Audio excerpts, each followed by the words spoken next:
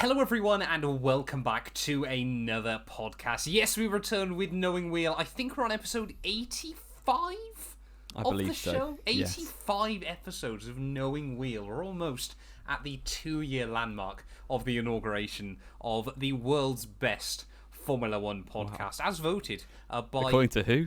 That I hadn't actually stumbled that far into the show yet to work out who I was going to say. But you know what? We're going to self-crown ourselves with this one. Of course, as always, before we jump into the show this week, if you're watching this on YouTube, wave to the camera, Jamie, and you do want to check us out on Spotify, there will be links down below. You know, massive thank you to all of you that have continued to support us on Spotify this year. You know, the sport has been absolutely mind-blowing. You know, the fact that we sit here and ramble about Formula One for a few hours a week, and, you know, so many of you tune in and leave us comments and even hurl abuse at me on Twitter about Fernando Alonso. It's all greatly appreciated. But as well, of course, there will be links to F1 merch, to Bybit, to Manscaped, all that good stuff will be linked down below as well. So, you know, if you want to go check out a few different things, then we would highly recommend doing so. But safe to say, we've got a lot to get through this week. Brazil, yes, as always, has delivered. And, of course, I think we'd all kind of forgot about it. It was a sprint weekend as well. So there was always going to be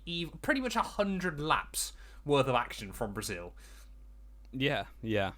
And, that means it's going to be an extra long podcast for you, I'd imagine. We don't know for sure, but knowing us, it will be extremely long. Yes. So shall I get straight into it with some... Well, we'll quickly plug the fact there's timestamps linked down below if you just want to go to a certain point of the show, because I think we both know already there's going to be a couple of spicy points of contention as we get through this evening. But yeah, let's start with qualifying then. It's safe to say the weekend started as it was going to go on, with chaos and unpredictability. Yes, and being Brazil, it obviously meant there was going to be some changeable conditions, as there always seems to be some element of surprise in Interlagos. It's a very good race track to go to for that reason, really, and just the nature of it's really, it sets up good racing, which is exactly what you want, really, especially after Mexico last time out. So qualifying started in the damp conditions. It was raining, but drying up fairly quickly. Obviously 18-minute session, so there was going to be a chance at the end for one or two maybe laps each on the slick tyres. I think Gasly was the first to risk it on slicks. But yeah, Q1, there was chance for one lap each, really, on the dry tyre at the end of the session. And surprisingly, probably the most surprising thing about this session is there weren't any massive surprises, which is not a sentence I expected to be saying. But Mick Schumacher was last, I guess, in the context of the whole qualifying session. That was quite surprising. Foreshadowing, Jamie. Yeah, foreshadowing. Sorry, spoilers if you haven't watched the F1. I don't know how you ended up on this podcast, but welcome. Yes, Tsunoda, Bottas, Zhou, and Latifi out. Imagine being employed by Alfa Romeo and going out both out in Q1. Hey, they did all right by the end of the weekend. No, they did, to be fair. Well done, Alfa. Yes, Q2 again was dry at the start, and then just got a little damp towards the end of the session. Not wet enough for inters, but wet enough so no one really improved, which meant the session was kind of done, maybe 10 minutes in. And yeah, again, there weren't really any surprises of the drivers who went out.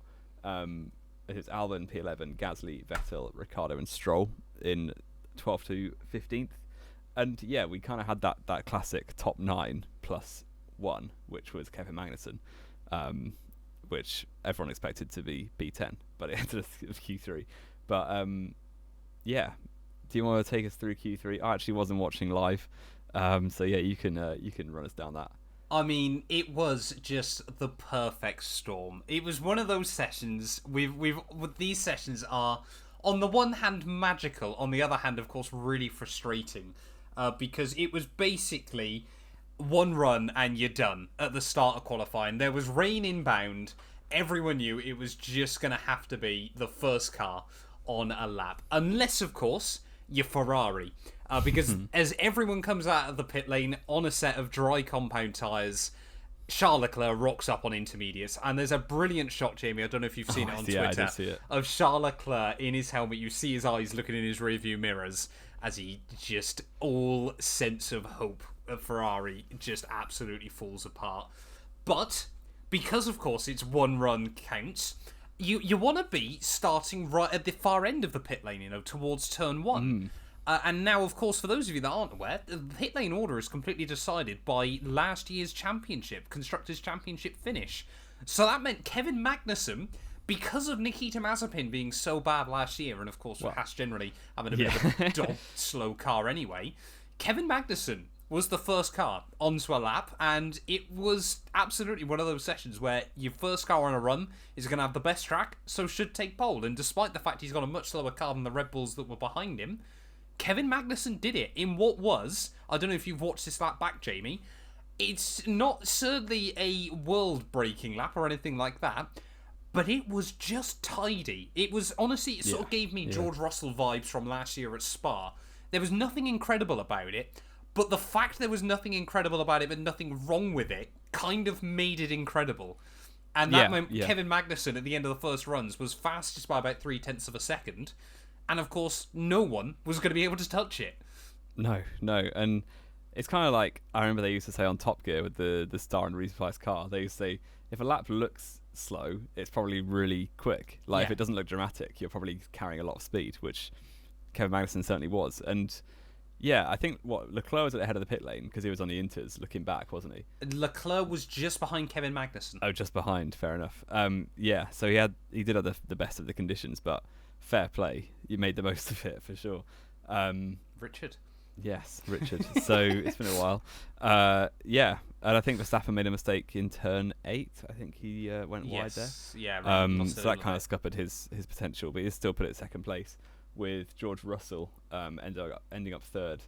And yeah, I mean, it wouldn't have mattered, but Russell then careered straight into the gravel. Because it was very odd because it was just a complete driver error. He just put it on the grass on the entry. Well, the rear's locked, and that's what pushed the rear outside tyre onto the grass. Because the problem was, it looked to me like he dipped a wheel on the paint, which, of course, in the dry is absolutely fine. In the wet, it's risky. That then caused a bit of rear locking, I think, which obviously pushed that rear tyre out to the grass. And obviously that's then when he went for quite an aggressive trip, actually, through the gravel trap. It looked like they absolutely cultivated that gravel trap. It was not smooth by any means. No. And then the most embarrassing thing about it, of course, was the fact that then George looped it around again and then got himself beached. He actually did quite well to keep the car going and out the wall. And then as soon as he tried to actually get going, he just dug himself a hole and ended up beached in the gravel. Literally dug himself a hole. Yes. So that was the session definitely done. If there was any chance of improvement, by the time the red flag was gone, there was definitely not any chance of improvement. Which, left, 8 minutes or so of waiting for the session to end to Kevin Magnussen to take his first pole position. Yeah, I mean, Haas were kind of already vibing before the session had come to an end. But it was kind of one of those weird things where, I mean, Formula One even tweeted it before the session had ended. But Kevin Magnussen, fair play. I mean, let's be fair. It was the perfect storm. It was just one of those things that it won't happen in Formula One often, but it makes a good story. It's a bit feel good for Haas as well. They deserved it. It kind of, after everything that's gone on for them over the last few years, even back to 2019 with Rich Energy, they needed a win. And fair play. I had a big grin on my face watching Kmag and the whole team celebrate. Yeah, definitely. It's just nothing on the 2010 pole though. So it was even better than the 2010 pole.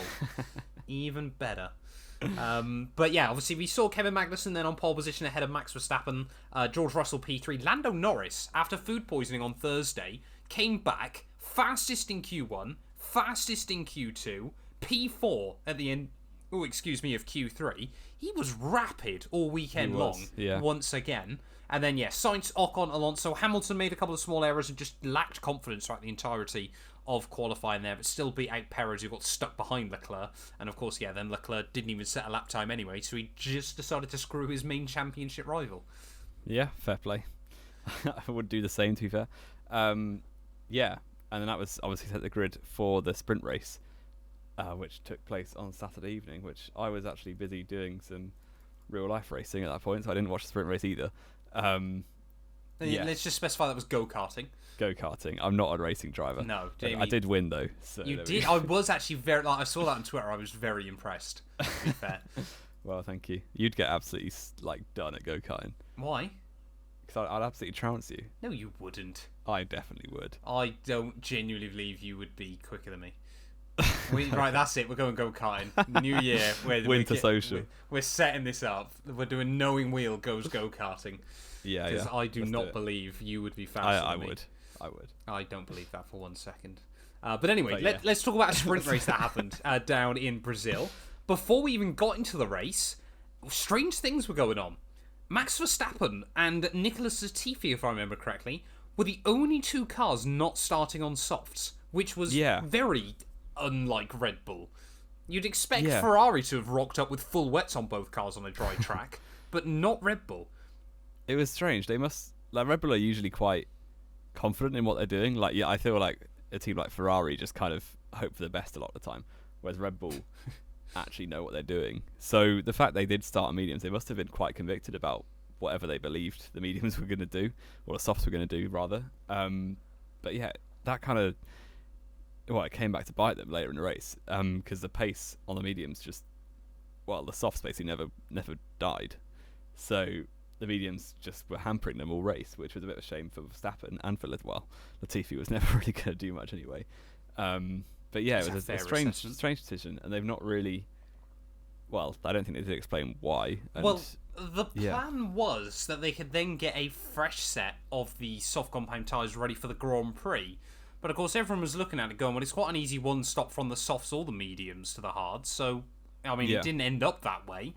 But it was kind of there, like, you don't really sort of see what you've actually gained out of that, to be honest.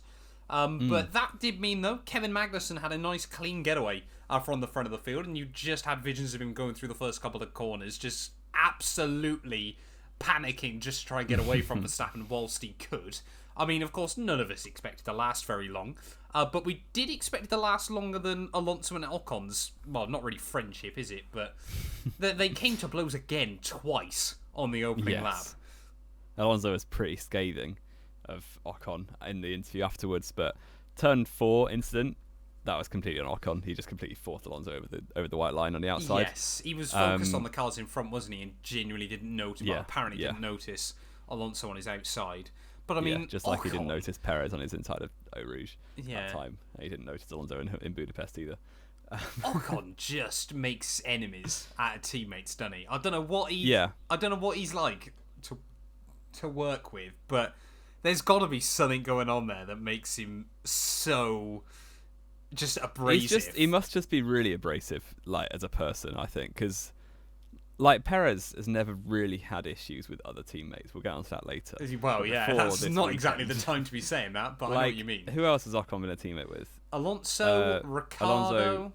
Ricciardo just trounced him. Ocon was kind of coming back into the sport at that point. Yep. And that's it, isn't it? And Verline as well, technically, for half season. For like 8 races. Yeah. But like, those are drivers. I mean, Alonso's been pretty abrasive to certain teammates, I suppose. Most of them. Like, Ocon and Gasly's relationship from the kids as well. He just seems like a bit of a nasty guy, I think. Well, it just doesn't make sense, does it? Like, I can only get, because we never really sort of get that on TV, do we? Like, if ever they do interviews with him or anything like that. But clearly, you've got to like read between the lines there. He must be a very different person behind the scenes that he hides very well on TV. Yeah, definitely. But yeah, that was only the first incident. Because the second one, Alonso, it was a bit weird because it was kind of like the Stroll incident in USA with Alonso, where not quite because Ocon didn't move as much, but a very minor move. I think there was a very slight move to the right, but not enough to make a difference. If you watch his steering, he only ever moves left. But does he open it at all? He doesn't open it because he is going through a kink. The problem is, of course, they're going through a left-hand corner where they make contact. So whether Alonso thought Ocon was going to go more to the left, I don't know. I mean, at the end of the day, Jamie, and I don't know if you see this different to me, what happened was Alonso crashed into the back of his teammate. Yeah, that is what happened. And yeah, I think Alonso was maybe expecting, or like the way the corner was going, Ocon was fully on the left and then was less fully on the left because it's a left-hand corner. but he's perfectly entitled to do that because he's the driver ahead. Yeah. It was a bit weird, and it was fairly similar to USA in that Alonso could have avoided it if he just hadn't been trying to kite it so close. I feel like USA I feel like they're similar incidents, but very, very different all at the same time. Yeah. USA, he had a lot more extra speed, and Stroll made a much, much more aggressive bigger, move yeah. on an actual straight. Ocon then was going through a left-hand sort of kink, if you will. And yeah, Alonso this time around did just crash into him. I was amazed, though, that Ocon didn't get a puncture from that. Yeah. The tyres were doing work in the sprint because the same later on with another incident where there wasn't a puncture. I don't know how. That was just a bit mad, really. But yeah, that scuppered both of their races completely. The Alpines, which at the point of history looked like it was a massive problem because McLaren are really close behind them in the constructors, and they've thrown away a double top 8 to qualify in the end. What, P16 and P19? It was like that. 16 and 17 in the end. They lined up on the grid. But yeah, I mean, we kind of had a few more things going on though during the sprint, didn't we? Sergio Perez versus Hamilton. They were both trying to obviously fight their way back through the grid after a rough qualifying session. Stroll then tries to learn how he's going to battle Alonso next year. That is just going to end so badly. He was a very dangerous move on Sebastian Vettel. And of course, Alonso screams on the radio about this, that, and the other. Vettel just says, okay. So whether he's just expecting it at this point, we don't really know. He just got his slippers on, ready for retirement. I honestly, Alonso is going to absolutely destroy Aston Martin next year and rip them a new one. That is going to be the most toxic thing I've ever seen. That is going to force him. There's going to be so much spice in teams next year, genuinely. It's literally, especially F1 now you've got a Red Bull to add to that as well. Yeah, F1 is just all about Netflix. Yeah. Then the main talking point from the sprint really was this: the battle for the race lead between George Russell and Max Verstappen, who didn't drive off into the distance. I guess partly the medium tyres, but also the Mercedes was just really fast. Yeah, Red Bull seemed to struggle, didn't they? Because none of us kind of expected it after qualifying, but they really just did not have not even dominant pace that they've always shown this year. But they didn't have race-winning pace. Well, yeah, not really, did they? It was just a bit weird. It was almost like Ferrari's Mexico pace, where they would, it wasn't I know that both bad, Red Bulls had issues, yeah. but they probably would have ended up 5th and 6th anyway in a normal race. Yeah, I suppose it's fair. It was. Yeah, it's very strange. But anyway, Russell, obviously that gave him the chance to battle Verstappen because he was right there for him. And it was actually a really good battle for, 3 laps? Yeah. That's longer than most of the battles we see. So especially ones involving Red Bulls, because once they're through, they're just gone. But yeah, Russell and Verstappen, very good racing. We saw a bit of it in Spain between them. But yeah, Russell seems to have decent racecraft. Obviously, we didn't get a massive chance to see it at his Williams days, but other than when he took out Bottas. But yeah, very, very good racing, very exciting battle, and eventually Russell got through, ran the outside of turn 4, was it not? He literally pulled off the carbon copy move of what Hamilton did last year on Verstappen. He baited him into turn 1 and then got the run down the Esquina de Largo and made the move. And it was kind of one of those ones where we were looking at it going, well, Verstappen's just going to get him past, because even with DRS, the Merc was no quicker than the Red Bull down the straights. It was just the fact Verstappen compromised his run through the center S. Russell managed to get an opportunity, and I kind of just expected Verstappen just to fly back past him, but Russell just kind of walked off after that. It wasn't absolutely dominating, but it was just comfortably faster.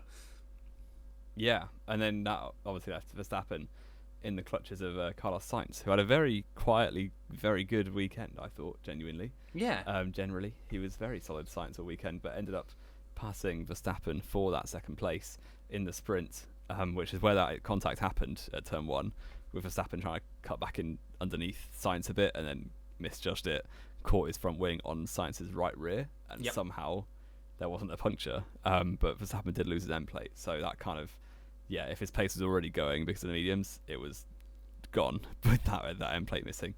Sainz was through, and that left Verstappen to defend from Hamilton for the final place on the podium, which one lap later was gone, and Hamilton was through into third from 8th on the grid in the sprint. So 8th place on the grid. 2 years a sprint of Brazil, and Hamilton's gained plenty of places. 20 places in 48 laps across 2 sprint races is not bad going. Not bad going not at all. But yeah, of course, that meant, we had George Russell, Carlos Sainz, Lewis Hamilton on the podium. Of course, Sainz, it had already been confirmed, would have grid penalties for the race. So out of nowhere, Mercedes had a front row start, a front row lockout for the Grand Prix, despite not getting pole position. There still needs to be a bit of work done with the sprint race logic. Quickly before we jump into the real Grand Prix, though, Jimmy, I just want to talk, of course, we've had 3 sprint races again now in 2022. I saw some interesting comments on Twitter from a few people saying that it was ridiculous having a sprint race because it just then meant Kevin Magnussen had 24 more laps where he was going to have to try and defend himself. Of course, I'm sure Kevin Magnussen would have rather there wasn't a sprint race either after what happened to him at the start of the Grand Prix. Yeah. I genuinely don't mind them still. I don't want a sprint race every weekend, but sort of having 3 or 4 a year, especially around a track like Brazil where they work, I still like having something a little bit different just a few weekends a year. Yeah, I definitely think that as well. I think people kind of love to rinse sprint races because you can kind of tell that all of the inner circle of Formula 1 people, especially in Formula 1 media, have, I don't know, either been told by the FIA to back them or they just genuinely do quite like them. And people love to have a go at that. But we're neither, I mean, I can only speak for myself, but I've not been paid by the FIA to have a positive You believe I've opinion. been paid by the FIA? You never know. I can't rule it out. Yeah, I just quite like them. I think what I always think is better than a practice session. Yeah. And that's what it's replacing. And yes, you can say Magnussen he has 24 more laps to lose a lead. Well, equally, I don't know, who was at the back? I don't know, like Joe or Schumacher, for instance, has now got 24 more laps to make up the places. So it goes both ways completely. I tell you what, sprint race weekends really suit Mick Schumacher. They do, because he can't qualify. Because he can't qualify, and it takes him a while to get used to a race car.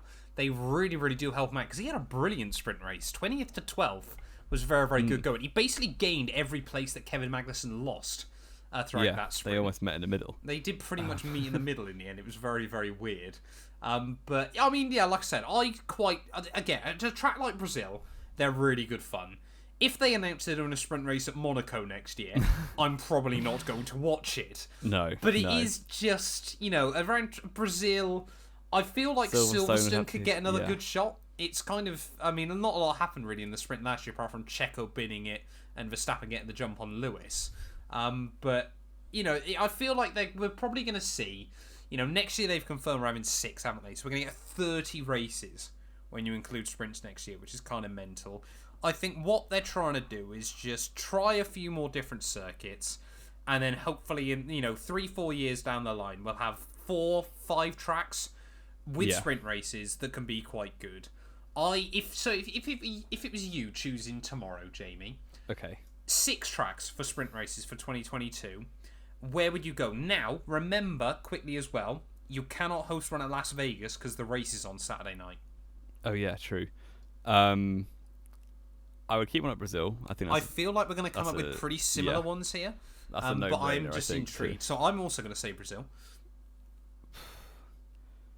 I think it'd be quite cool to have one at Bahrain. I was literally thinking the same thing. Bahrain as well. At the first race of the season, just kick it off with a sprint. And Bahrain is a brilliant racetrack. Yeah, it is. Bahrain's one of the top 5 probably on the calendar in terms of racing.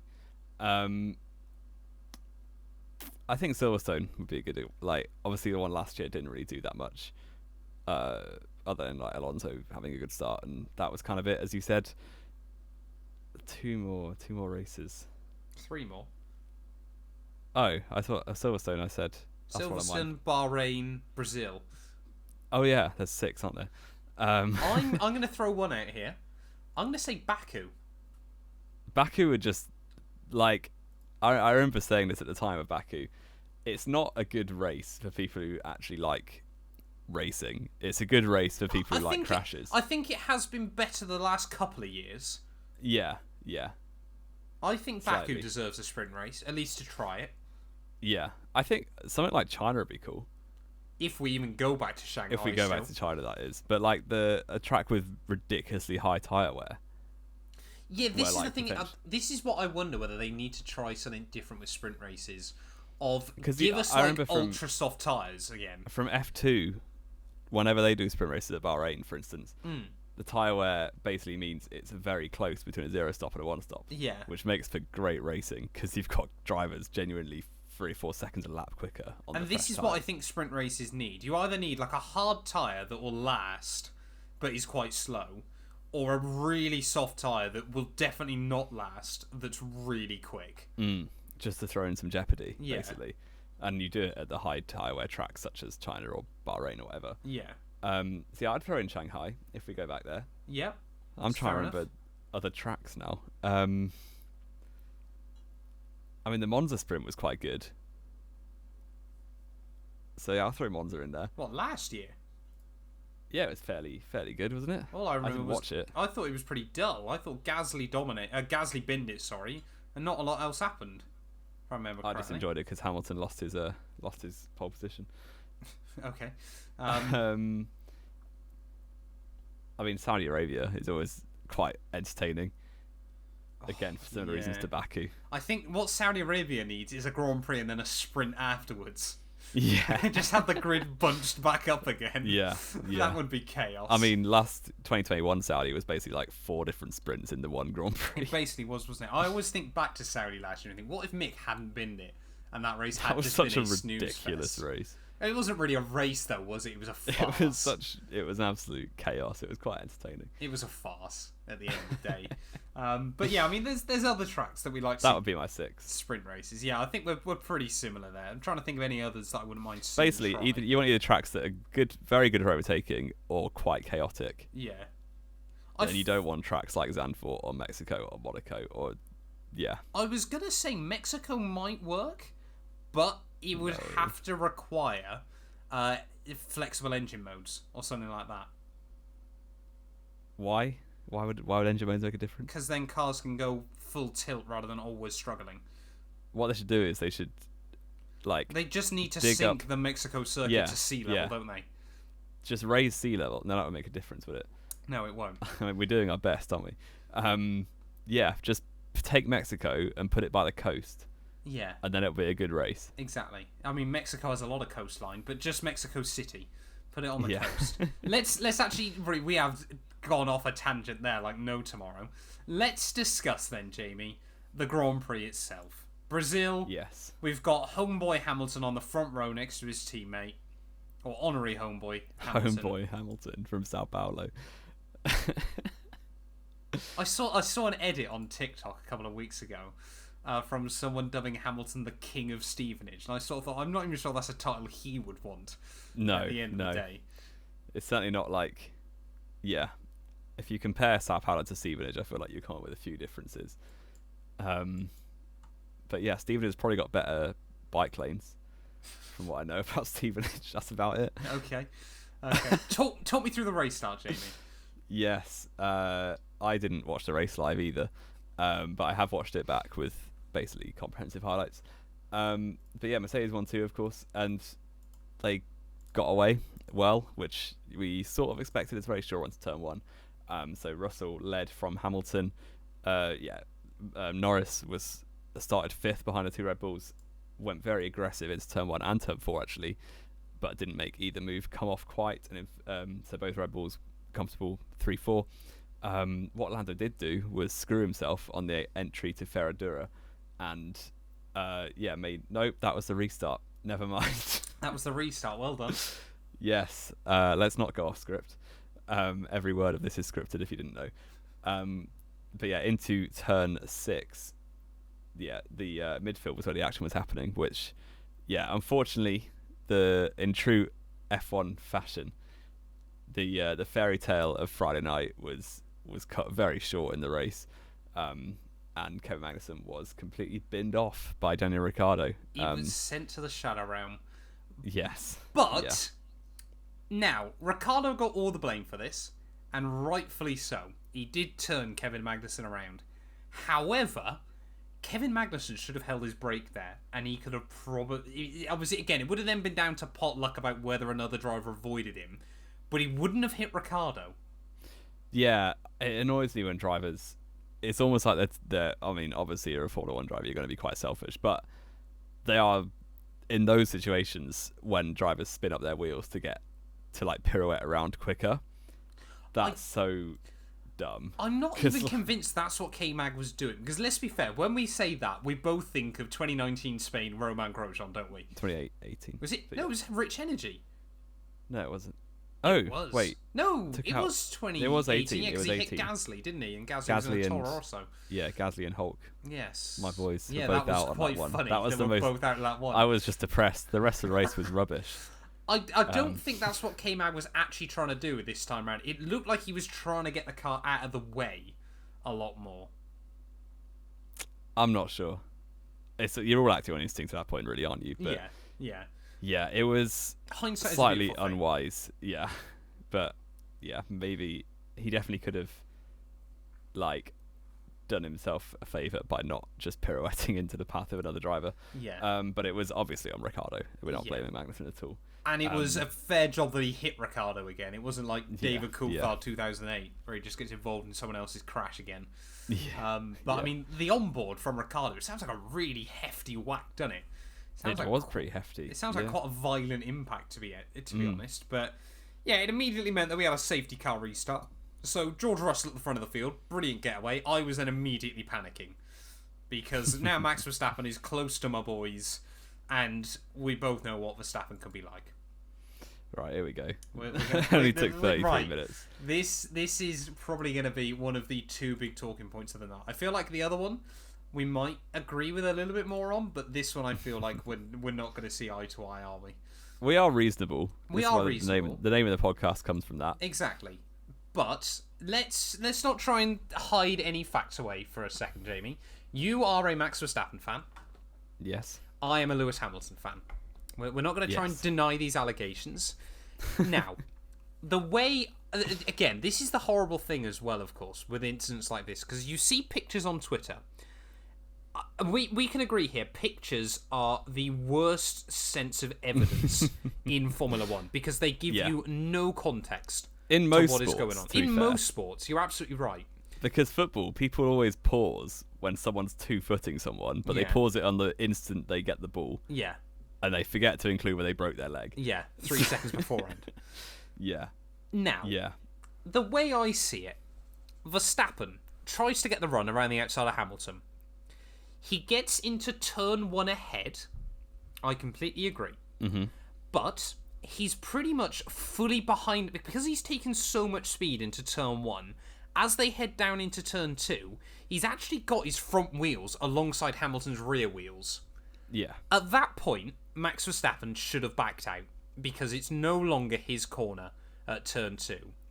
What, of course, he actually does is tries to get the car to the apex as quickly as possible to try and make it his corner.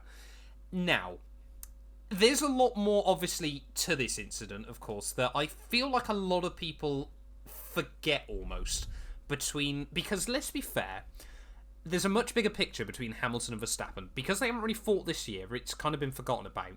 But there is an almighty grudge match going on behind the scenes between these two. Yeah, they do not get on. Because what's basically happened, of course, over the last few years is Verstappen has gone in with a similar mentality to what Ayrton Senna used to do, which was he will put the car in a position where it's up to you to decide whether you're having a crash or not. Yeah. Now, that means that pretty much every other driver on the grid will back out in that situation, doesn't it? Lewis did that at the start of last year, at Imola and Spain most notably, and then kind of realised, why on earth should I do this anymore? Because he's just going to do it every time.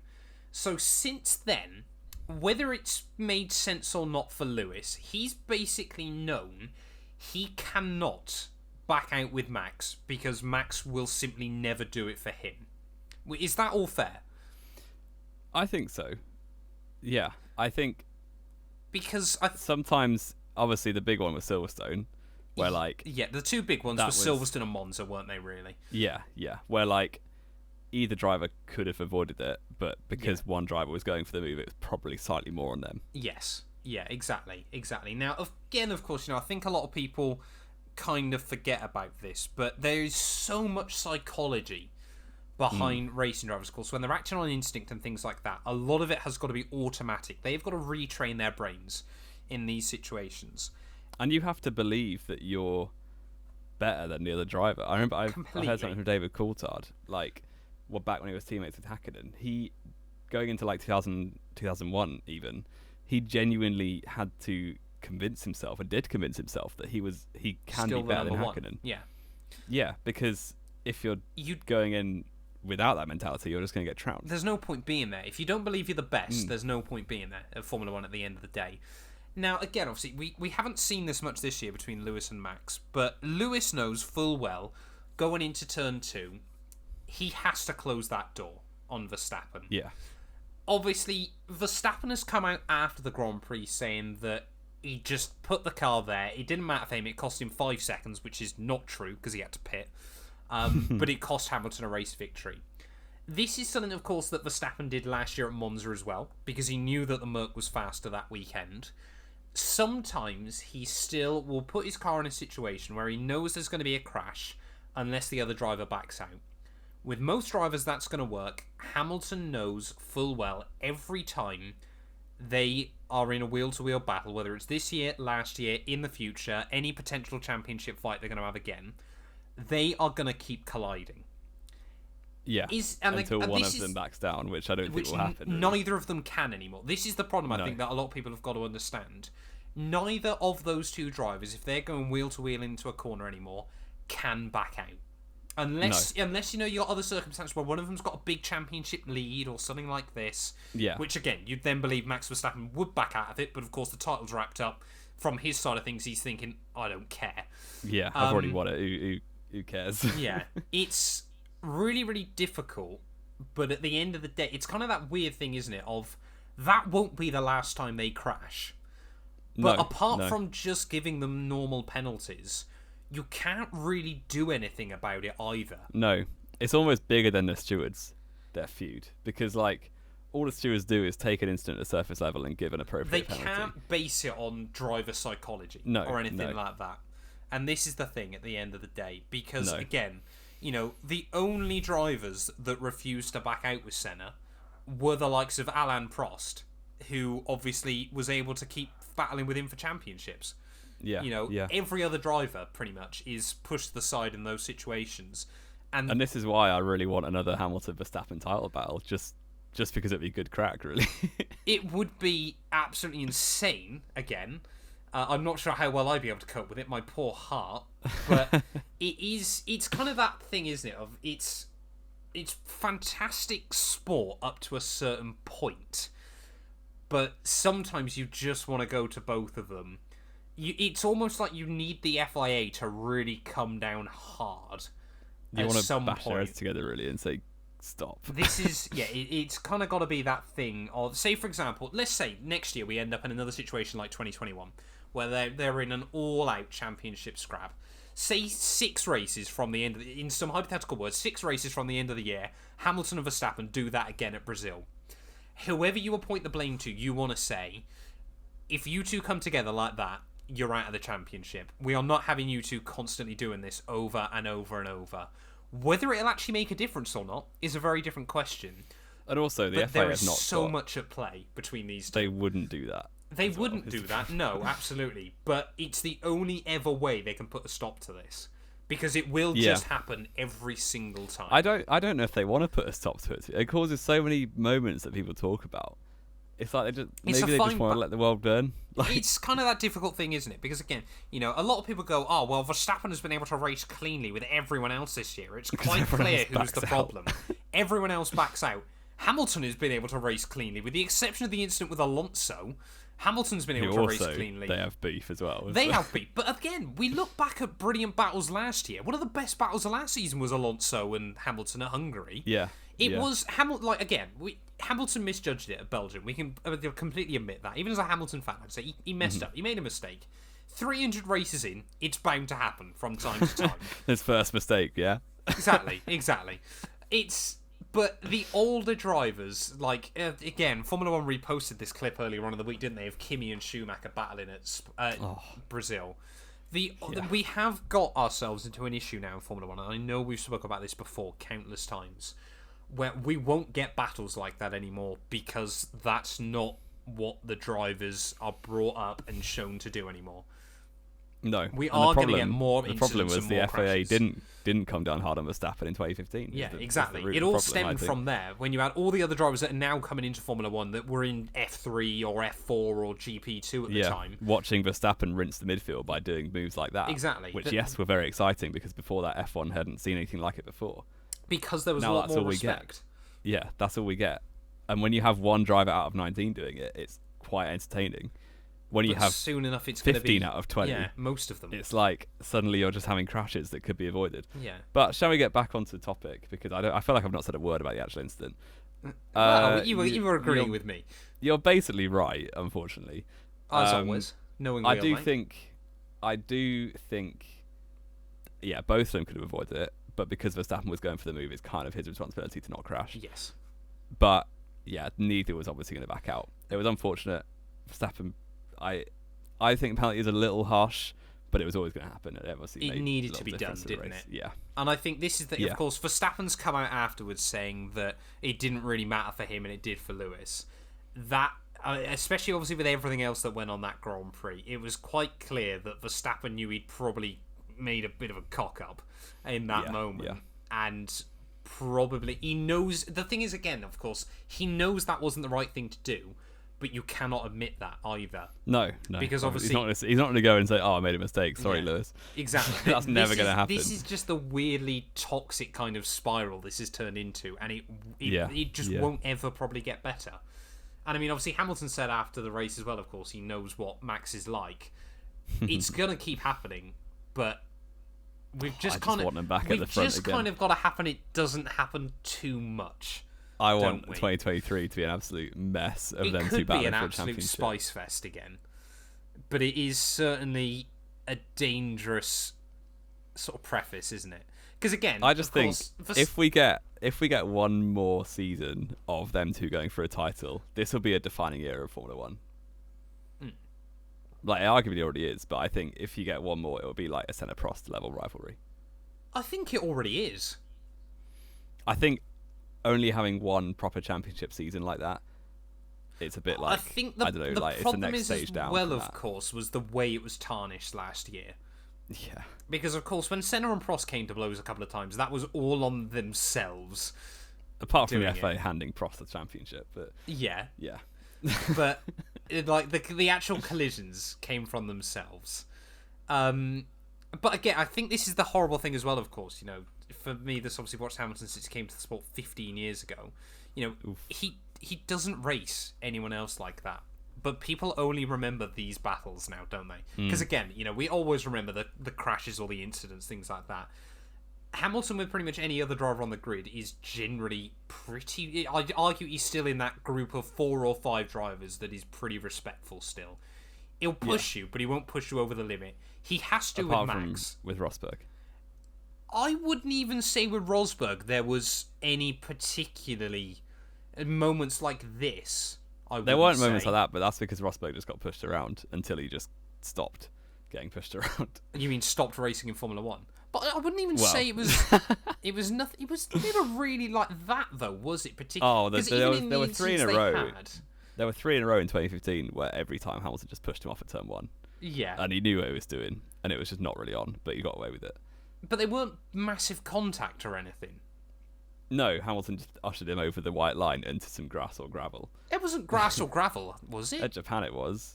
USA just forced him USA just forced him wide. Japan I don't actually genuinely remember, to be honest. Rosberg on pole, Hamilton second. Was it at turn 2? Turn 1. Yes, at turn 2. I do remember that. Sorry, yeah. And the third one? Yeah. There was one, whatever race was before Japan. It was 3 races in a row at the end of 2015. Potentially Russia. I can't remember which race it was. But yeah, Okay. it's in the past. Yeah. Right. Anyway, that's our big sort of, because I mean this was probably one of the big talking points of the race and sort of bigger picture as well, wasn't it? Yeah. Kind of navigated. Let's get back on then to the safety car restart. Of course, that incident happens down at turn 2, and then bless him, Lando Norris kills Charles Leclerc at turn 6. I feel for Lando in that. He clipped the inside curb and made a mistake. It was kind of one of those horrible incidents that, you know, was worse because of where it was, but it was still his error. It was, slightly, unfortunately, but slightly. It wasn't entirely, mate. Well, even as a Lando fan, it was entirely. Bless him. Yeah. So that was battling for third at the time. Yes. On the restart. Yeah. And that left Sebastian Vettel in third place for a bit, I believe. Very briefly. Can we quickly mention how Leclerc didn't retire from that incident? Yeah. That fact that, because I was watching it with my mum, my sister, and my sister's boyfriend, and he went, I think Charles' still going. I think I just saw him in the background. And I was like, there's no way we're going to cut back to that Ferrari with its front suspension destroyed. And then suddenly he was just there racing. Yeah. Yeah. I think he actually scrubbed off a lot of the speed in the spin. But it's still amazing that he didn't lose a wheel. It was just the fact he hit it completely square on. Like the front wings at the moment, like if you hit a wall, like Hamilton at Singapore, if you hit a wall completely square on like that, it's not actually that bad normally. But it's just if you hit it at anything more than about 5 degrees, then it just destroys the car. Yeah. But Leclerc carried on, dropped to last. That was what Verstappen and Leclerc battling through the field for the rest of the race. Hamilton as well was down back into P8 he was in the sprint. Yeah, so it left Russell was kind of just driving off, which Perez was keeping up with him early on. Yeah, there was a little bit of jeopardy. Unfortunately, this is a lot of because I watched a shortened version of the highlights in Channel 4. This is a lot of the part of the race they cut out, so I have no real clue what happened. There was a lot going on, but none of it was particularly exciting, because of course we just kind of had cars shuffling themselves around and getting into the order, and then of course we just had Max, Leclerc, and obviously Hamilton trying to carve their way back through. I guess the other interesting thing that was going on was strategy, of course, because Hamilton was able to extend his first set of soft tyres to the end of lap 30. He got about, I think it was 7 or 8 laps longer than George and Sainz, but it kind of then was begging the question of, were Merc going to try and one-stop Hamilton? Of course, it didn't really make any difference at the end of the day, but they brought Hamilton in before George for his second stop, I think because they were worried about potentially accidentally screwing George on the wrong strap. And I think, was it Sainz or Perez? I think it was Sainz who pit early. Yeah, he had to pit earlier because of his brakes. Yeah, but that's what they told Hamilton, was that they were scared of the undercut from Sainz. But I don't think that was really the case. Yeah. It seemed like Mercedes wanted to let both their drivers have a fair shot at it, but they didn't want to give either of them a different fair shot at it. A massively different strategy, which we saw from Mercedes all through the Hamilton-Rosberg era. Yeah, I can kind of understand it. You know, there's no bigger picture here this weekend. It was kind of, we want one of our cars to win. Let's just try and get both cars. Safe, and and I think especially obviously by the end of the Grand Prix, you kind of think fair play to Mercedes for not trying to create a rivalry within the team either, because they're going to be one of very few teams next year that goes in with not much beef. Yeah, genuinely, there'll be 6 teams probably, I think, that have something bad happening. Yeah, exactly. But I mean, we kind of, nothing really exciting happened until lap 52, was it? Where suddenly out of nowhere, Lando Norris's car just shuts off. Yeah, because he's in my team. He had a mechanical failure. Of course, you that's screwed how it him. Goes. Yeah, at least 2 of my 5 retire every week. So yeah, I don't understand why it took the FIA so long to put a safety car out for that, to be honest. Because originally they could have. I looked at that originally and went, that should be a virtual safety car, because you think they'd just be able to wheel that car away. But they kept it under double wave yellows for a decent amount of time. I think it's because they wanted Lando to get out and away from the car first of all. Yeah, maybe that's fair enough then. But yeah, did he leave it in gear, or was it because it was on a hill or something that they couldn't roll it? I think it was a hydraulics failure, so it wouldn't come out of gear. Yeah, so it took a while to get rid of it. But that was a safety car. Basically everyone pit apart from Perez, because he'd recently pit for mediums and going to the end. I'm not sure, did he have any softs left? I don't. Probably not. No, because he doubled soft early on, I think. Yeah. So yeah, Perez kind of got screwed in all of that. Yeah, so he was up to second, I think, but on those medium tyres, with Russell still leading, Hamilton third, and the two Ferraris. Leclerc just somehow appeared in fifth place after being wingless at the start. And yeah, weirdly, Tsunoda was kind of left out to dry. Yeah. By the FIA. So this was what I'd read. Now, it wasn't from a credible source, so I can't guarantee that it was accurate. So what basically I've established this weekend, Jamie, was after obviously Abu Dhabi last year, we just can't escape Abu Dhabi last year. What the FIA have done is turned it into an automated system now for lap traffic. So apparently what happened, now I'm not saying this is a valid excuse, but apparently what happened was because Yuki pit, he was then ahead of the safety car, but then obviously boxed and came back out behind it.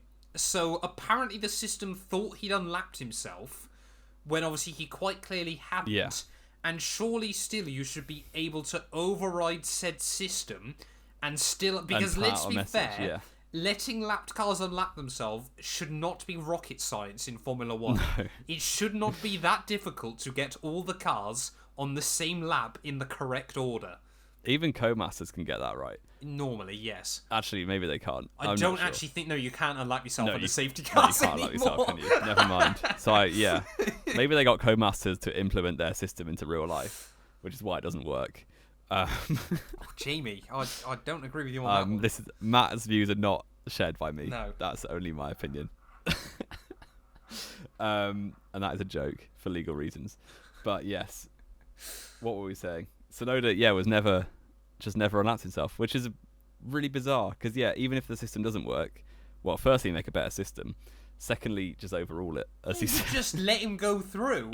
yeah But I guess by that point, of course, there'd been so much I mean, let's be fair, we were under safety car VSC/safety car for 9 laps. By this point, this had already gone so badly. I think the FIA were kind of there like, right, I'm sorry, Tsunoda, you're taking the short straw here and you're just having your last 10 laps ruined by our own incompetence.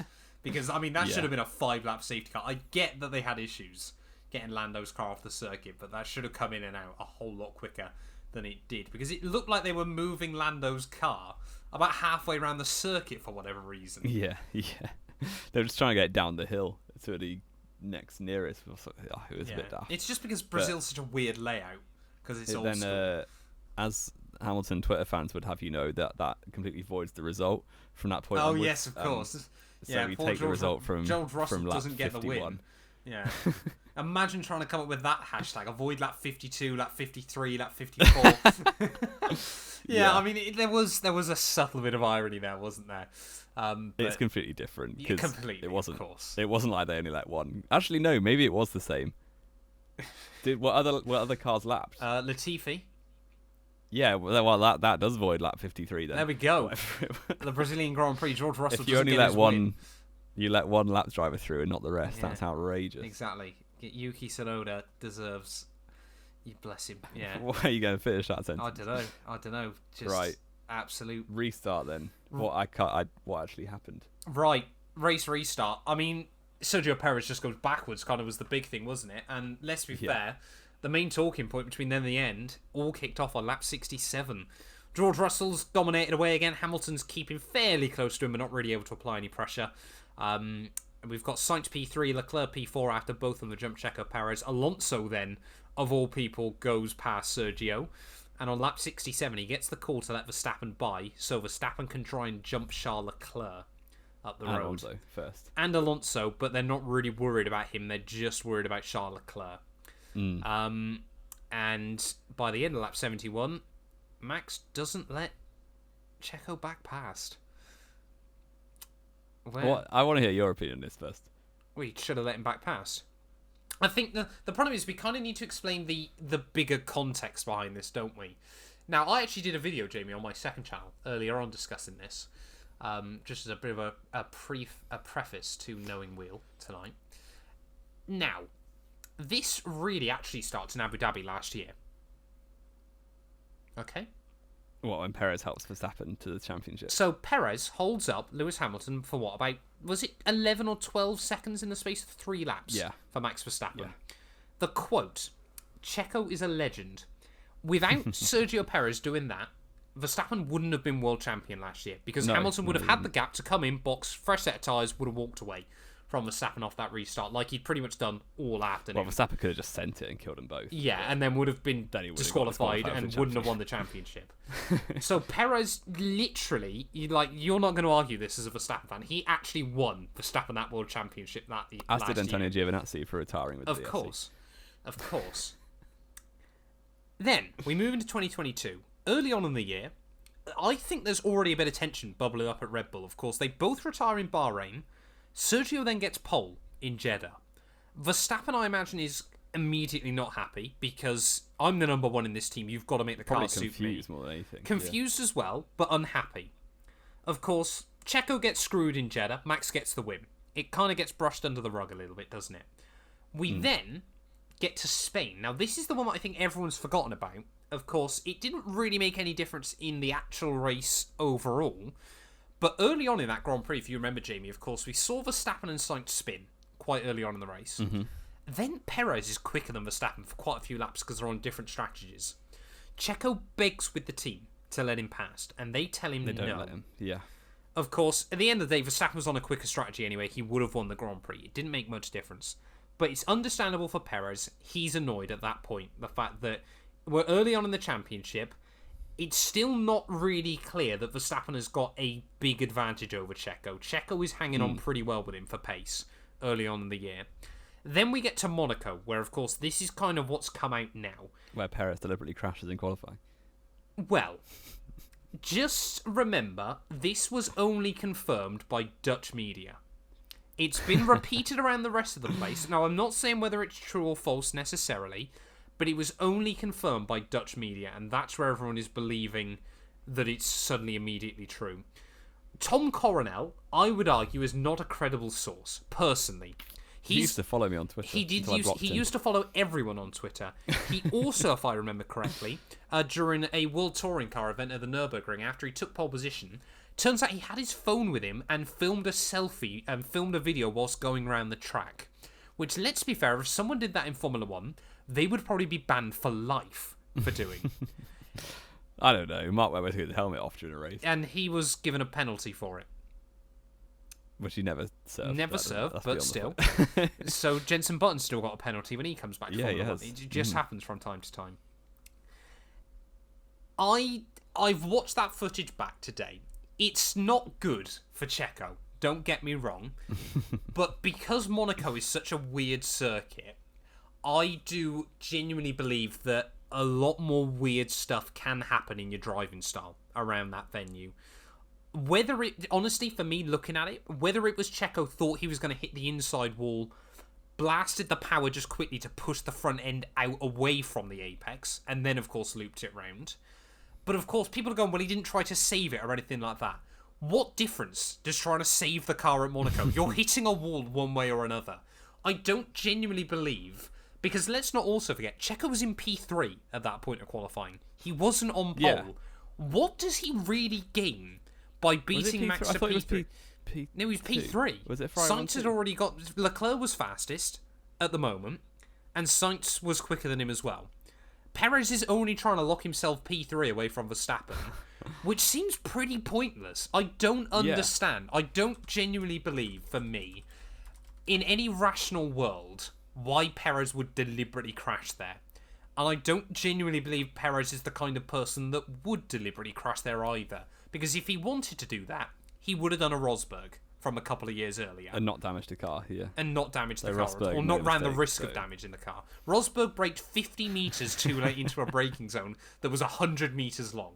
I'm sorry, Jamie, I do not buy that. But then again, Well, I completely the FIA understand. did, Then so we moved. Exactly. Then you can genuinely, like, I want a piece of honesty from you for a second. You cannot believe Rosberg did that accidentally. I think he was very clever in the way that he did it. That to make does it look not like an answer accident. the question. He was incredibly smart. I mean, it worked for him that weekend. I'll credit where it's due. It did. But that was pretty much then when the relationship died between those two, wasn't it? And Hamilton made that very clear. Of course, the rest of the year goes off pretty quietly. Verstappen dominates. Obviously, the car after about Azerbaijan was very clearly working for Verstappen far more than Sergio. He dominates Even in the world Baku, title. the Even by Baku, Perez got pole and then had to let Verstappen through for the win, even as a 1-2. Yes, yeah. So there's more team orders there. Exactly, against Perez. In Verstappen's favour, yeah. Yeah, so really then, of course, it's kind of all forgotten about. I don't understand, from Verstappen's side of things, why at the end of the year, when you've got it all wrapped up, Red Bull have never had a 1-2 in the Constructors' Championship. Verstappen's not going to look back in 5 years and go, wow, I'm so happy I finished P6 in Brazil. The only reason he did that was because he knew he'd get protection from the team, and it was a really childish, and to be honest, I think for Verstappen, far more damaging than it ever will be for Checo. Because let's be fair, P2 in the championship doesn't really matter that much. No, not at all. If you're worlds away, F1's doing a huge thing about it. Who cares? There's no money for it. All it really matters for Checo is maybe down the line he's going to be able to get some more sponsors and they can hype him up as runner-up to his teammate. Red Bull get their first ever 1-2 overall at the end of the year, and maybe it's good for Verstappen at the negotiating table in a couple of years' time where he goes, well, I did everything I could in that car. I beat every other car still that year. Verstappen gains nothing from this. He just potentially gets now a teammate that next year won't help him and won't move out of the way as much. Yeah. I think the daft thing is really, like, I don't know at what point it wasn't in the highlights that I watched, but what corner where was it that Perez let Verstappen through? Up to turn 1. He gave him the inside line into the first corner. Was it as clear as day? So it was. I know it's a team order, but like, had they just not given a team order? They had given the team order anyway. I know they had. Oh, sorry. If they hadn't given the team order, had they not? Yeah. Then Verstappen would have passed him maybe a lap later. So in that case, probably, to be fair, yeah. In that case, Verstappen then just drives off and finishes 6th with no controversy. Sean Connery. But even then, I mean, the same thing happened in the sprint, though, didn't it? Where Perez was behind Verstappen. Why don't you just? Because again, I mean, this is the thing, isn't it? Let's not beat around the bush here. Verstappen threw his toys out the pram. He'd had a terrible Grand Prix weekend when it didn't really matter anymore. And he just knew nothing bad's going to happen behind the scenes from the team. He wanted to make a point, I think. But what point was he trying to make? I don't know what point. It just seemed stubborn and short-sighted and just, honestly, downright stupid from Verstappen. It was very dumb, yeah. I think every world champion has points in their career where they make unwise decisions. Fernando Alonso has quite a lot. Most of Alonso's career is unwise choosing decisions. What team to go to usually. Yeah, I think he'll probably look back on this end of his career and regret it a bit like Seb with Malaysia 2013. But yeah, it is what it is. I think at the end of the day, it won't define either of their careers. I don't think. But it's just Verstappen being a bit plebish to his teammate. But then every world champion's ruthless. I think it's not that surprising. There's a difference, though, isn't there? You know, there's a difference between, like, again, I think obviously. Well, Hungary 2014, Hamilton cost the team a win by not giving his teammate a shot. But again, this is the horrible balance, isn't it? Of course, because that one actually made. There's a championship on the line there. And again, you know, the other example that people are using is Hungary 2017, where Hamilton let Bottas through, even though I think he was still behind Seb in the championship, wasn't he, at that point? He was, yeah. There's a difference between, you know, your world champions like your Hamiltons and champions like your Schumachers or your Verstappens. Yeah. And even then, Indianapolis 2002, whether Schumacher meant to or not, let rumours Barrichello by, he did give him back the win. I mean, it's like Sebastian Vettel in 2013, but I feel like Verstappen's got even more of a rap around that team. Because let's be fair, if we end up in some world next year where Perez is on pace with Verstappen, which to me is unlikely, we aren't suddenly going to see Sergio Perez now be a championship threat next year against Max Verstappen. He's not fast enough. No. But what we might find, on the other hand, is Verstappen's now got a teammate that won't cooperate with him, and if he needs another Abu Dhabi, he's screwed. And rightfully so. Happen. Because you've got to keep your friends close in Formula 1. He has just kind of made an enemy. You don't make many friends on a Formula 1 race. You've got to keep the ones that you get on with very, very close. Because let's be fair, Verstappen, I can't genuinely think, of course, apart from the Alpha Tauris having to get out of the way, I can't genuinely think of anyone else that would help him in any situation. Lando, I think, would back him. I think Lando Norris gets on very well. I suppose Lando was probably the only one. That's why he should replace Perez. But let's be fair. If Perez does start mucking around next year and actually fighting for himself, all they're going to do is promote De Vries up and just have another pushover and just the Dutch super Dutch team. teammate, yeah. That's Verstappen the thing. loses nothing Red by Bull this, and I and think that's Verstappen what's has so all the annoying. power. Yeah. I mean, I don't really care, to be honest. I think it's a bit childish. It's a bit not very Just again, it's not chivalrous at all. Like we spoke about with Hamilton and Verstappen, it just for me takes a little bit of the integrity and sort of the respect away from the sport. It's not sportsmanlike. No. But then I feel for him a slight bit because the team could have just not stepped in. Verstappen would have passed him, and there you go. That's it. But the only reason the team did step in all the time in Verstappen's favour as well. Yeah, I don't know.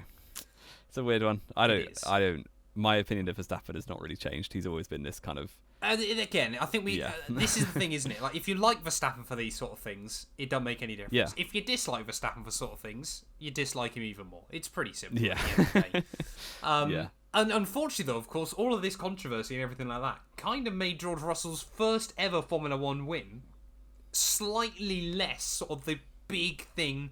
It absolutely, and I mean, it still is obviously a very, very big thing, but it kind of did take away a little bit of the shimmer from it, didn't it? Bless him, because that has been 4 years of utter pain and misery for George Russell up to now.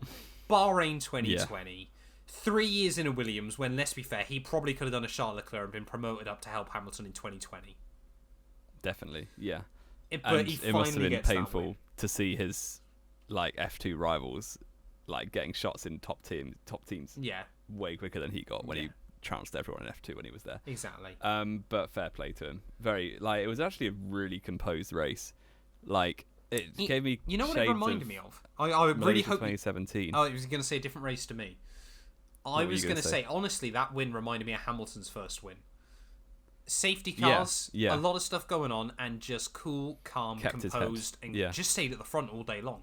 Yeah, and I think when you look back at Canada 07 or Malaysia 17, which was Verstappen's second win, you kind of look back and think, oh, that happens a lot more now. Yeah.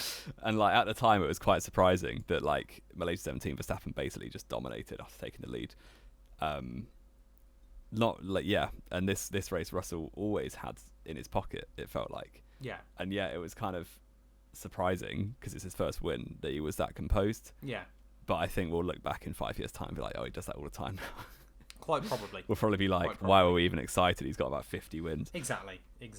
I mean, let's be fair. We all know how good of a driver George Russell is. And of course, it did make me chuckle the fact I said literally last week that he's probably going to have a quiet last few Grand Prix and finish 6th every week. And immediately he goes and dominates. He goes and wins. A sprint These are your weekend. predictions summed up for the whole season. It pretty much is, isn't it, in a nutshell. But I'm really happy for the lad, bless him. I mean, he will take over the Mercedes gauntlet when Hamilton goes.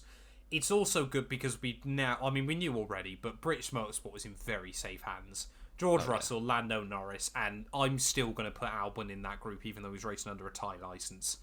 All three of those drivers are... And Brit Ferrari coming through. And Brit Ferrari as well. I was going to tag you in that earlier on. But... Well, what's he done? He's going up to Formula 2 next year with Prema. Oh, great. Ollie Beerman, we mean by that, if you don't get the reference.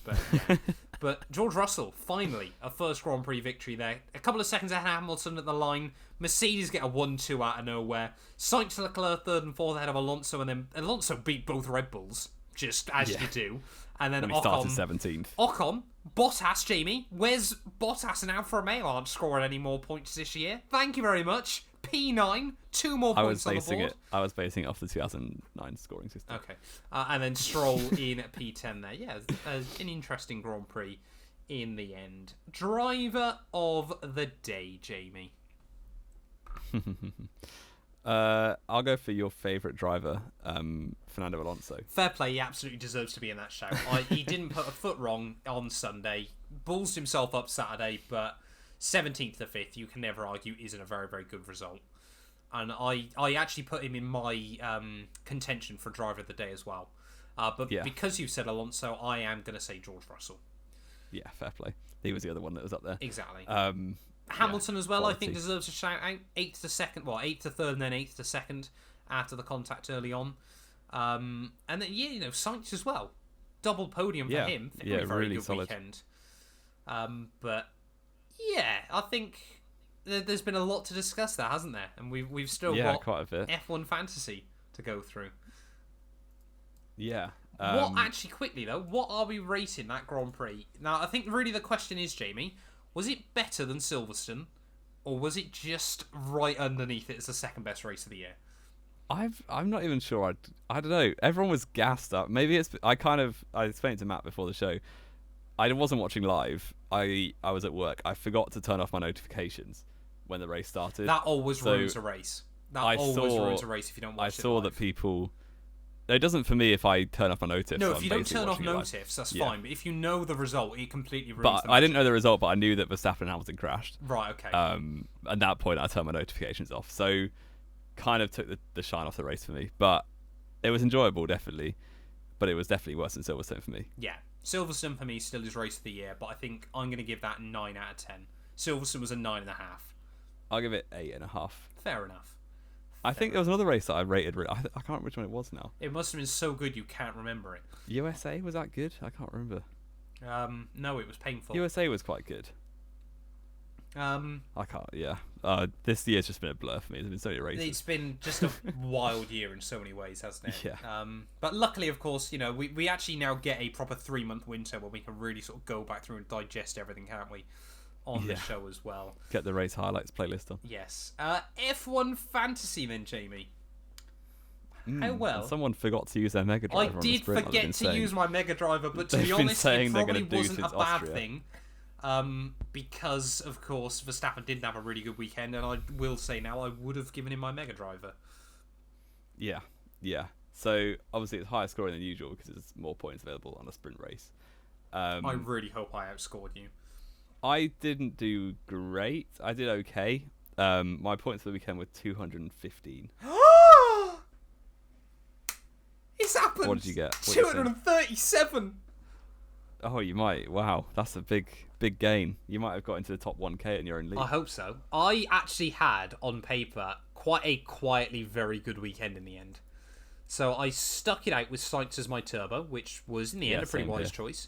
86 points he netted me. That's one you could have gone for, I think. Verstappen and Perez. It scored me 30 and 29 respectively. Not great for the money, but let's be fair, it was always going to be a big gamble to go anywhere else. I also had Alonso, Bottas, and Alpine, which after Saturday I was after Friday night with Bottas I was screwed, and then after Saturday I was even more screwed. But Alonso did a fantastic race, and Alpine managed to get both cars back into the points. We did completely forget to mention after the sprint race that Alonso's car caught fire. Which kind of just summed up Ocon's car. Yeah, sorry, who did I say? Alonso. Sorry, both out. Well, yeah, Ocon, his car caught fire, which kind of just summed up Alpine's year, didn't it? Going great, and then just an explosion. It would be so Alpine for McLaren next weekend to somehow bring it back from the dead, and outscore him. Ricciardo wins. Oh, don't. I'm back in the top 1,000 of our league, though, Jamie. Oh, well done. 4,504 of us involved, and I am 988th. I'm hanging on by a thread at the moment. You're doing great. Where did you score in Brazil? Overall in your league? Overall in my league. 1402. I was 859th, which I will take. Shall I do a top 10 rundown of the week, or do you want to do a week and I'll do overall? You do the week. I'll do the week then. Go quickly. Far Grid 3, 449 points. Is that real? Mega Driving Russell. What a baller! He Mega Driving Russell had Sainz, Perez, Alonso, and Albon with Mercedes. That has got to be the height. Check on the Global League. That has got to be the most points I've ever seen ever. In this. Fair play to Farhad there. That is mental. 449 points. He's probably brought himself right towards the top of the league if he's been here since the start. He's actually not the highest scorer. What was the most anyone scored in the world? 452. So what difference was there then? I'm guessing he had someone other than Albon.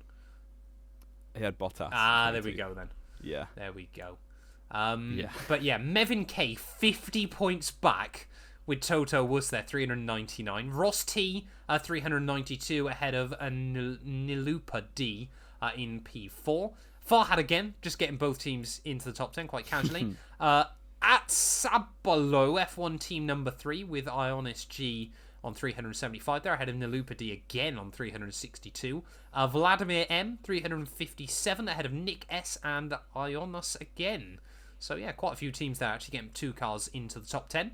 350 points this week, Jamie, would have landed you inside the top 10, but of course that was with Mega Driver. The best person without using their Mega Driver was Edward C, Return of the Mag, got 315 points. George Russell, Lewis Hamilton, Carlos Sainz, Lando Norris, Albon and Mercedes. Fair play to you as well, good Decent. sir. If you turboed Russell, 445 points would have been yours. Sorry, if you Mega Drive'd Russell even. Oh, okay. 445 points would have been yours. Yeah. So the top 10 overall, we've still got the boys who cried wolf. P1 with Bryce G, Larry T second, Bartek M third, the Volvo 24017 Global 2021. That is the one to watch out for. Still with his Mega. Still Mega. Use it. I hope he hasn't forgot about this. Who's even? I wouldn't even know. Probably Verstappen. I'd just go Verstappen. Be boring. Nihal V in 5th with Max T, who's had an absolute fall from grace, in 6th place. Oh, bless him. I do feel sorry for Max every almost time. Almost 100 points off the lead. Oh, Mega. I think he gave up after Hamilton Mega at Spa, and I can't blame him. Mihir S in 7th with Cancrone Racing Point in 8th, also with the Mega Driver left, and Anurag B in 9th with Kevin L in 10th place. You need 4,171 to get top 10. How many are you on overall, Jamie? 3801. So you're exactly 200 ahead of me, so it's basically no chance I can outscore you by the end of the year. Unless, well, someone scored 200 more than me this race. Yeah, but that was also a sprint weekend. True. I mean, I would have been 140 back with no Mega Driver if I'd Mega'd who I was going to. So, you know what? I'm gonna go absolutely all out next weekend and go for the just most do something rogue. win Gasly it or Mega. bin it. No, I'm not stupid. Gaz is gonna get race banned by the end of next weekend, so I wouldn't worry. He's gonna look at that Alpine on fire in the Brazil pit lane and go, you know what? I'm not messing around with that. Our own predictions, though, Jamie, we did terribly this week because, let's be fair, no one was expecting that. Who's predicting that? Kevin Magnussens on pole, getaway. I honestly thought you would, for some reason, but there we go. I mean, to be fair, if you'd have told me like I'm not allowed to pick a top 6 driver, I could have done. You could have. So the scores going into this weekend were 66 to 47. I was already mathematically out of it. Jamie overall this week scored Did I get 0. 1 or 0? You got 0. Nice. And I got 1. So I'm closing it back in. It's all over though. So yeah, 66 to 48 as we leave Brazil there. So there will be a rogue tweet on my Twitter account in the coming weeks. But I mean, this has been, I think, one of the longest shows we've done all year, and it's been action packed, hasn't it, Jamie? So much to talk about this weekend. But who are you saying? No, we've already done driver of the day. Is there anything else? Quiz yet? We haven't done quiz. No, we completely forgot about that. I'm so sorry. Where was that meant to go? We should have done it after. Well, I'm not going to give you a hint quickly. Oh, great. But we should have done it, Jamie, after Friday. And I completely forgot because you did such a beautiful segue. So, Jamie. Hello. The quiz this week. There are currently 11 drivers in the. Well, they're not currently in Formula 1, most of them. There's 11 drivers, Jamie, that have had exactly one pole position in Formula 1 since 1990. You have got 1 minute. You know, I was actually looking at this. I don't remember it, but I was actually looking at this list this morning. You have got 1 minute starting now to name me those drivers. Okay, Magnussen, Hulkenberg. Yeah. Sorry, let me just delete them. One pole. Exactly one pole. Sainz? Nope, because... Perez? Yep. Since 1990. It's going to be some strange ones, isn't it? You'd actually be surprised. You will have heard Frentzen? of all of these. Nope. He got more than one Irvine? pole. Nope, he got more than one pole. This is hard. This is really hard. It's not actually. Heidfeld, Kubica. Yep, those are I two remember you should seeing be those getting. two. Yep. Kovalainen? Yep. Oof. As a Russell? Yep. Oh, yeah. Hungary, of course. Who else is You good? got 4 more to go. I said Magnussen. 1 5 seconds. Oh, Three, that's not gone well. 2, Petrov? No, why 1. did Petrov go? When did Petrov? We would have remembered that. Especially when he kisses Eric Boulier on the podium. You know, that wasn't even his girlfriend. No, it that wasn't. It was was his just trainer. his agent or trainer, wasn't it? So, Jamie, you got 7 out of 11 there. 3 of these not you will bad. absolutely kick yourself. Yeah. Now, before okay. we did the show, I thought Sainz only got 1 pole position as well, so I was worried that this list wasn't accurate. But then, of course, I remembered he's actually got 3 to his name. 3? Yep. It was a bit of a red herring, to be honest, the 1990. Because there was actually only 1 driver prior to Nick Heidfeld's 2005 European Grand Prix pole. There was only actually 1 driver before that only got 1 pole, and that was actually in 1990. So Great. So I wasn't going to get that one. Thierry Boutsen, who of course is I've pretty heard much of him. only remembered in Formula 1 because he hit someone and Schumacher got a drive. No, that wasn't him. No, that wasn't. Was it? That wasn't him. I can't remember who it was. Are we sure? Have I just said that and it wasn't actually him? You've just accused Thierry Boutsen of I have assault just when it wasn't accused him. him of assault when it wasn't him, was it? I don't think he did. Did Well, he? I can't remember his name. Driver punch. Yeah, he was a completely. Someone. I'm so sorry, Thierry. That was a completely Schumacher. different driver. I apologise for that. We've gone down a rabbit hole, Jamie. Yeah. Anyway, who's the next one? I'll do some research. So you have got 3 other drivers that probably all 3 you will kick yourself for not getting. Okay. First of all, you forgot the Venezuelan goat. Oh yeah. Pastor Oh, Maldonado. yeah. Pastor Maldonado. Second of all, you forgot the Canadian goat. Who? Turkey 2020. Oh, of course, Lance. Sir Lancelot. Yeah. And last but not Bertrand least... Gachot was the guy who punched Yes, someone. sorry. Last but not least, of course, little Lando Norris. Last year at Russia. Everyone forgets that pole. Yeah. It's because Yeah, he it's true. evaporated Well, if he it 3 hadn't laps thrown from the it end of the away in Grand the- Prix. He would also be a race Yeah. winner, but there we are. 7 out of 11 though, Jamie. Like I said, I feel like you're that was very much like a me-style quiz, where you know Yeah. all of them, but just can't quite Yeah. That was a connect good the quiz. dots. Well done. Thank you. I'm very, very proud of that one. And we've kind of shoehorned it very badly into the end of the show. Yes, indeed. One more piece of news. Hulkenberg's coming back. Has he been... No, he hasn't been confirmed. I thought you'd No, been he hasn't. confirmed then. He's probably coming back. Yeah, I mean, we'll talk about that more on Friday, I think, won't we? Or Thursday, whenever the pre-Abu Dhabi show comes out, because it's meant to be confirmed on Wednesday, isn't it? I'm going to ask you one other quick question, Jamie, before we finish off, because it's just a random fact that I found out today that I love. Can you name me the only ever Formula 1 car that wasn't built by Ferrari or built in the UK that won a world championship? Oh, wow. Only one ever in the 72 years of the sport. Hasn't obviously Surely other teams have been Renault. registered elsewhere. Enstone, They were isn't it, based in isn't Enstone. Wow. But I'll give you a hint. You're on the right lines with Renault. Who? Benetton were British. Well, Benetton weren't British, but they were based in it. I always find it weird when I go to Europe and you'd remember that Benetton's actually just a clothes shop, because obviously we only remember them for being a Formula 1 team. That's a really hard question. Is it a manufacturer? Not anymore. But okay. Do you want me to give you the year?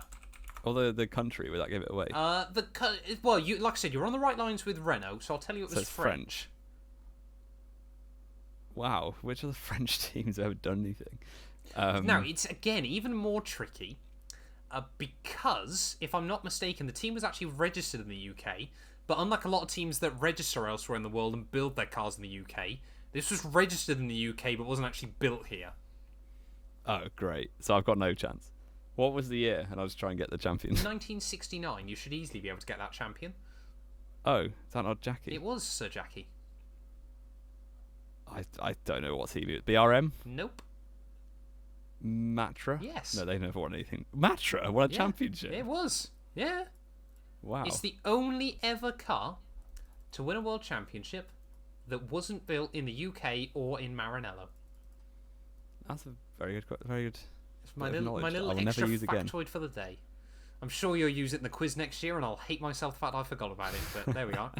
I think we've pretty much gone over everything we've ever needed to, Jamie, and a whole lot more this evening. Nearly a 90-minute podcast for you all. Yeah, and that's got to be getting on for a record. It's got to be getting there, and we'll be back later on this week as well, because there's even more to discuss from the world of Formula 1. But I mean, yeah, if you've made it this far, a massive thank you to all of you for listening. Let us know your thoughts and feelings on everything from this weekend down below, and we will return for the last time in 2022. We'll be back out for the Abu Dhabi Grand Prix, the season finale. It's come round really quick, and one last preview show from Knowing Wheel.